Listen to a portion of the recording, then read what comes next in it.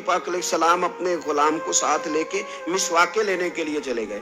اس شخص نے درخت پہ چڑھ کے ایک کی ٹہنی سے 2 مسواکیں توڑ لی. تو ایک مسواک سیدھی ہے ذرا، ایک تھوڑی سی ٹیڑھی ہے. میرے رسول پاک صلی اللہ تعالیٰ علیہ وسلم نے جو سوچ امت کو دی اور جس انداز میں تربیت فرمائی، بظاہر یہ ایک سادی سی بات ہے، بھئی مسواک ہی ہے نا، کیا ٹیڑھی مسواک دانتوں میں چلنے کے قابل نہیں ہوتی؟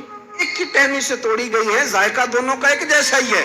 اور اس غلام نے لا کے دونوں حضور کی بارگاہ میں پیش کر دی. کریم محبوب علیہ السلام نے کیا کیا؟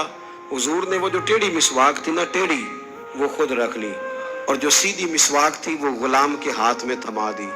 جب نبی پاک علیہ السلام نے اس کے ساتھ یہ رویہ کیا، غلام تھا نا، فوراً عرض کی یا رسول اللہ، یہ تو میں شوق سے سیدھی آپ کے لیے لایا تھا. تو میرے محبوب نے فرمایا نا بھائی، مومن ہوتا ہی وہ ہے جو اپنے لیے پسند کرے، وہی اپنے بھائی کے لیے پسند کیا کرتا.